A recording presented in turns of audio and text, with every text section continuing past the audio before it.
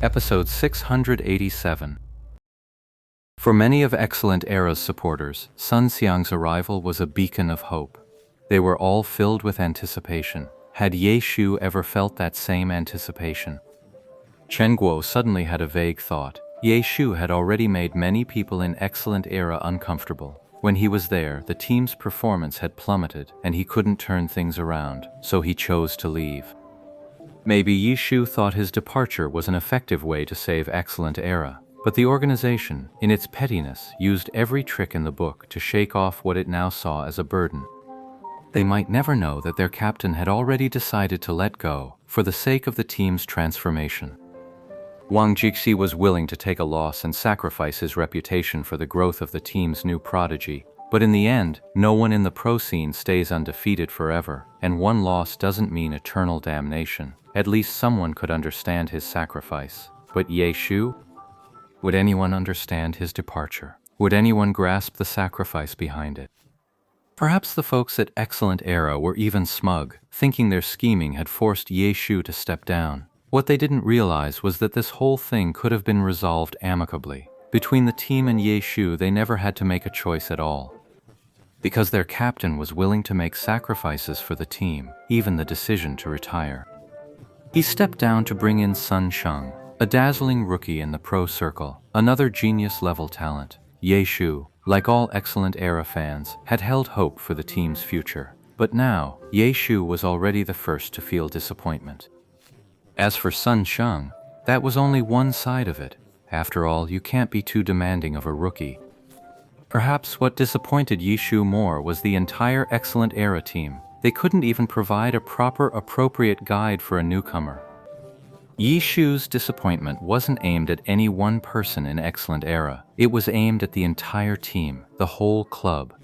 A clash of philosophies, that was where the rift between him and the club began. In the end, even after cutting off his own arm to save the body, all he got in return was regret and disappointment. This was an emotion he had never shown, not when Excellent Era abandoned him, not when they tried to crush him. But now, seeing that the team still showed no sign of improvement, Ye Shu let it surface, deep and unmistakable. Watching Ye Shu silently walk back into the private room, Chen Guo found her own emotions were far from calm. Chen Guo felt like she was about to cry. Back already? In the private room, Tang Ru had just settled into Ye Shu's seat and barely had time to fiddle with Lord Grimm before she saw Ye Shu already back. She was about to greet them when she logged off first. How long does it take to smoke a cigarette? Oh? So, are we still returning this? Let's just quit for now. Ye Shu waved a hand. No retreat. He kept tangling with the guilds. He'd already had enough of it, and running away was just a waste of time. Better to just log off directly. Okay. Tang Ru nodded, said her goodbyes to the people around Lord Grimm in the game, and logged out. She even got up from her seat, giving it back to Ye Shu. Hey, how's the 10th server doing? Ye Shu watched Tang Ru head back into the game and asked offhandedly. Same old. Dungeon leveling. You're already working on the Heavenly Domain Challenge quest, aren't you? Yeah, just giving it a shot. Didn't you already finish that quest for the boss ages ago? Why are you still trying to prove yourself? Ye Shu shook his head. Finding the gap. Tang Ru laughed, then glanced toward the door with a hint of curiosity. Where's Guo? Outside, I guess. She didn't come talk to you. She came by when I was stubbing my cigarette out on the windowsill. She caught me, so I bolted. Tang Ru's head poked out from behind her monitor. She glanced at Ye Shu across the way, then simply said, I see. Hey, hurry up and level up. The Heavenly Domain is way more fun than the regular zones. I can see that. Tang Ru nodded, and then no one spoke in the private room anymore. Everyone was busy at their own computers. Tang Ru was still in the game, the mouse clicks and keyboard taps coming fast and steady. Ye Shu had logged out of the game, but what he was up to now was anyone's guess. A moment later, Chen Guo returned to the private room and took her seat across from Ye Shu. Without a word, she buried herself in the game.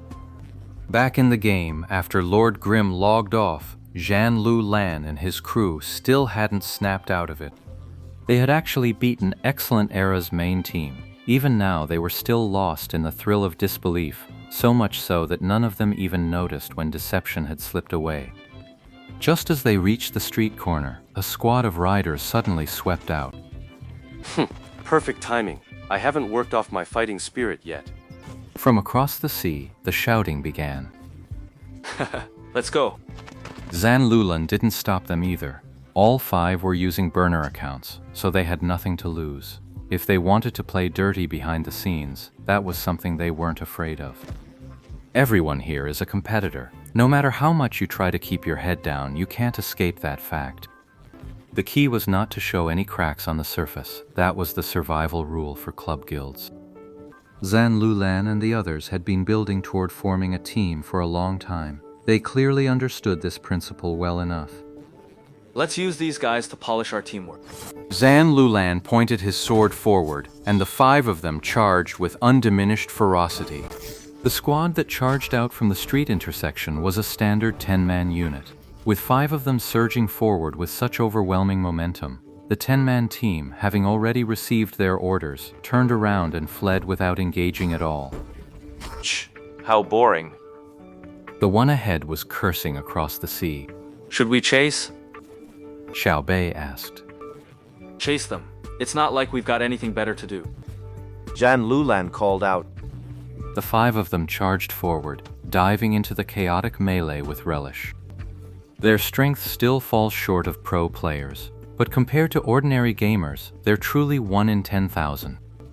On top of that, they held themselves to pro team standards, making their coordination even tighter than the average guild squad. 5 against 10, and the Zhan Lulan squad wasn't losing ground at all.